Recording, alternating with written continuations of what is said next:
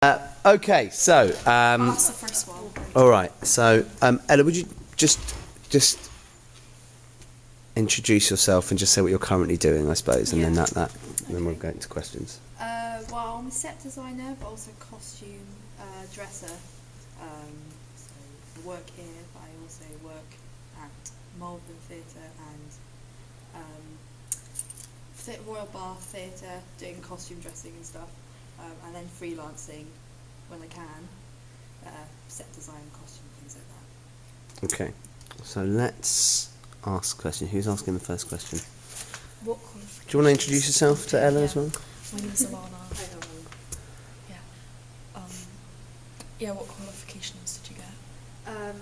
The only things I was interested in at school was art, photography, textiles, and drama. So that's what I did. I don't know if you can do that now. If you can do all of those creative subjects, which is a shame. It's massive. But that's what I got to do. I actually did photography GCSE here, an extra one, because I was just that lame. So yeah, and then A-level was art, textiles, photography, and drama again. But what did I get? I was alright. I got B's, and I got an A, and I actually got a C, close to a D in drama because I messed up the exam big time. But that was my own fault really. And then Did you go to uni for drama? I did. I went to uni last year, at LIPA, the Liverpool Institute, which is a great university, but it wasn't for me at the time, like headspace wise and stuff like that. Like it just didn't work out, which is a shame. And I learnt quite a lot there, but I had to leave, and I think it was the best thing for me personally to do. But it's not always the best route for everybody else. I think it depends, doesn't it? Depends. It was good. It was a theatre school, so it was just theatre courses. And the whole point of it was, I think quite a lot of drama schools, is you create a company in your university. So I was doing designing course, so I designed these shows that the third years were doing or the second years were doing, as well as like your own modules and stuff. So it's good. So it kind of gets you into that idea of like what it means to create theatre and stuff like that. But I'd done quite a bit of it before I'd been to uni as well. I don't know. Yeah. Okay, thanks. Who's next? My name is Capriella, and my question is, what was the most exciting project that you've been a part of?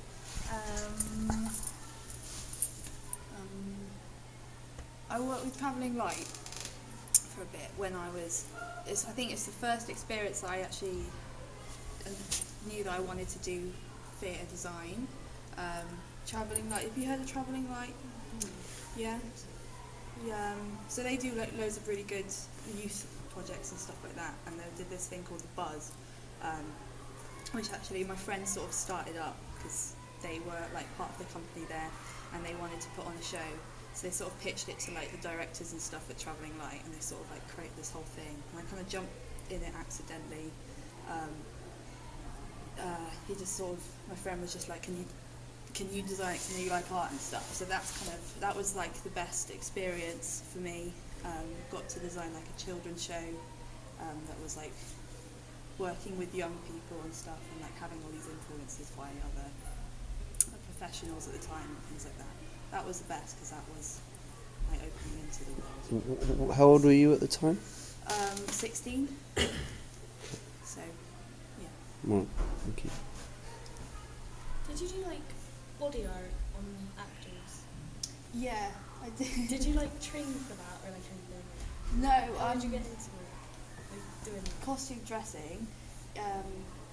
Well, yeah, I ended up doing the art and the makeup on that and stuff because that was just kind of how the play was. It was a bit mad. It was Midsummer's Night's Dream, and like the designer had designed like all of the fairies in the production to have like full body paint, but they were also playing like other main characters as well. So you had to like take all the body paint off and then put it all back on again in like the space of 10 minutes, which was just ridiculous. Everyone gets really sassy and stuff about like everyone thinks that their role is harder, and like you know, I kind of, I don't know how that just came about, because I thought I was dressing, and then it turned out that the actual show needed extras and things like that. I got into costume dressing. I just asked the theatre, just constantly, just kept putting out a CV and just trying to do it, and then I actually kind of got into it. And most of the theatres, like Malvern and Bath and stuff, are sort of linked as well. So, yeah. Next question. I'm Quaid. Did you always want to be a designer? Always want to. I knew I wanted to do art, but I didn't know it was in theatre that I wanted to do it. I did a lot of acting, and I just liked them both, and then it just kind of made sense. Yeah, I didn't know what path of art I wanted to do. So do you still do acting now? Or No, I is don't. it just the design? Yeah, I want to get into more performance art stuff, I think. Creating like sets and costumes for like my own personal stuff. 'Cause I do a lot of like activism things, a lot of like feminist stuff. So I think that's kind of where I want to go with it. Yeah. But no, haven't done acting for a long time. I think you kind of answered this a little bit, but after education, how did you like progress into the industry? Yeah, so I went to uni, and then as soon as I left uni, I got lucky. Like, I didn't mean to. I thought, I was scared, because I was like, well, I'm going to be like on a standstill now, because it's like really difficult. You know, they say it's a really difficult like industry to sort of like break into, and I did get really lucky, and I kind of like ended up chatting to like some of the pub ones when I was drunk, and then like that's kind of how it came about. We just like crossed numbers, and I think that's kind of like how things work. It's kind of who you know, and it's yeah. What was that scenario? What happened there? I was just chatting to this director, who was like they have a group, a sort of thing that like kind of like make theatre and stuff, like devising and everything, and they were looking for a designer. So I just sort of like jumped on the bandwagon as soon as I could, and just like I started talking about like how I could do it and stuff, and then it just kind of came across, and then just exchanged numbers, and then like pressured them the next day, and then just kind of got it. You kind of, I don't know. You were Yeah. positive and proactive. Basically, yeah. You kind of got to be. Just got to throw yourself into it. Yeah. And like hound people, like not in an awful like way, but just like yeah, because I don't know, because I do with design and stuff, like usually for the big productions and things, it's like they often pick the same people over and over again, because people like working with their friends, people like working with people they know, so it can be difficult to like get into that. But that's why you go to uni, because that's where you're supposed to make those sort of contacts and do those sort of things. And then if you don't, then you've just got to work. You've just got to work really hard, and be in the right place. Charlie. If you've got a question that you don't mind, I'll ask you. What makes you stay? What makes me what?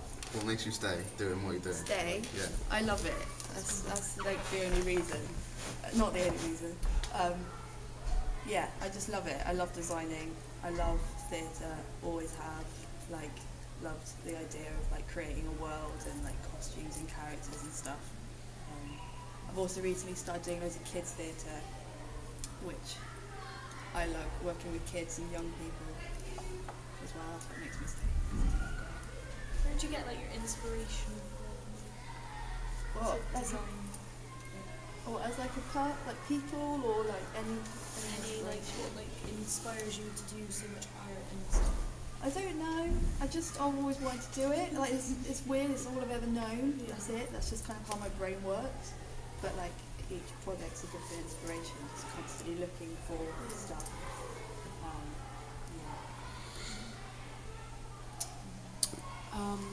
What venues have you worked at, and how do they differ? So Theatre Royal in Bath is like sort of like the Hippodrome sort of thing. A bit like the Old Vic, more so actually. It's more enclosed in like comfy. And Malvern Theatre is the same. They're all end on, isn't it, and stuff. Very grand. I'm usually backstage though, so I don't and so I kind of judge it on like how well their backstage is laid out. The one in Bath is great if you've got absolutely tons of space and you can like have things for like changing people and stuff. But my favourite in Malvern, they've got like a light bit where you can change actors and stuff. I just really like that because like you don't have to, you can actually see what you're doing. And yeah, the station in Bristol, that's where I did some of the stuff with Travelling Light. But that's more like a hall, I guess. They've got a stage there. What's your job role then as either a set designer or a dresser or costume? What sort of tasks or what sort of things do you have to do? So, if from a set designer perspective, how does it go from there's an opportunity, you have been selected to do it, then do you just go, this is what we're doing, and people go yes, or is there like a process of? Yeah. Do you see what I'm saying? Yeah. It depends. I think a lot of theatre is being devised at the moment. Like a lot of stuff in Bristol, it's quite a big team effort. Everyone's got their certain roles that they take care of, but it's like collaborative, and I think that's great. I think it's a really good way to make theatre. And it's a lot of like R&D sessions, so like research and development. And so I just did one with Tessa Bide. She does children's theatre, and she's like a one-woman performer, but she's got like quite a big team behind her. And we just did a week of R&D, just like trying out like different props and different sets and all. She's very physical theatre, so she was doing loads of movement and like trying all of that out, and then going to schools and primary schools and showing it to them and getting feedback, and just constantly kind of like getting feedback from other people. That's sort of how like I like designing shows. One of the reasons why I really like theatre actually, and like why I really like designing and kind of stuck at it, because even though I like art, I go a bit mental. Like if I just have to sit down and like, on my own, just like come up with ideas on my own, and like I just go absolutely nuts and don't talk to anyone for like 2 weeks because that's all I can think about. But with like theatre, you have to communicate, you have to talk. Everyone's important. That's what I like. So does that sort of answer the question? Yeah, I think so. Has anyone got any other questions to ask? No? Okay, thank you.